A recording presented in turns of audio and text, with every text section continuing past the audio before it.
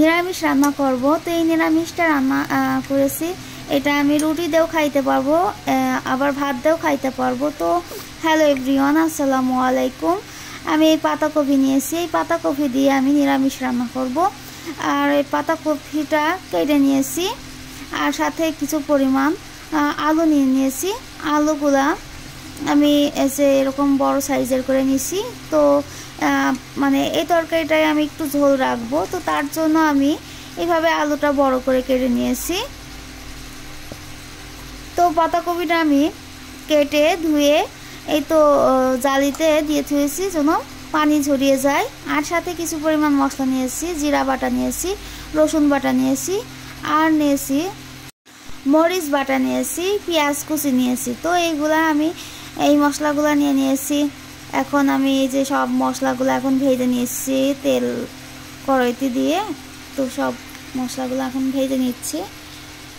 তো ভাজার পরে এখন আমি দিয়ে দিব, একটু ভাজা হয়ে গেছে, তো এখন আমি লবণ দিয়ে দিব আর হলুদের গুঁড়া দিয়ে দিব। তো দেওয়ার পরে এখন আবার কিছু সময় ধরে একটু ভেজে নিতে হবে, একটু ভেজে নিব। আর একটু হালকা ব্রাউন কালার হয়ে গেলেই, লাল কালার হয়ে গেলেই আমার এইটা হয়ে গেছে। এই যে এখন দেখতে পাচ্ছেন একদম সুন্দর মতো ভাজা হয়ে গেছে। তো এখন আমি পাতাকপিটা দিয়ে দিব। তো এই পাতাকপিটা দিয়ে দিচ্ছি। তো পাতাকপিটা দেওয়ার পরে নেড়ে নিতে হবে। আর পাতাকপিতে মানে পানি কম ছিল, কারণ আমি অনেকক্ষণ ধরে জালিতে মানে পানি ঝরানোর জন্য রেখে দিয়েছি ধুয়ে। তো তার জন্য পানিটা কম বেরোয়ছিল পাতাকপি থেকে।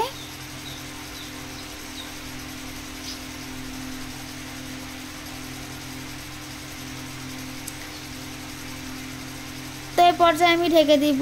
আর ঢেকে দিয়ে যে দেখতে পাচ্ছেন পানি একদম শুকাই গেছে, কোনো হালকা পানি বেরোয়ছিল, তাও শুকাই গিয়েছে। এখন আমার কিছু পরিমাণ পানি দেওয়া লাগবে যার জন্য সিদ্ধ হওয়ার জন্য। তো এখন আমি বেশ কিছু পানি দিয়ে দিয়েছি। তো আরও একটু পানি দিয়ে দিয়েছিলাম।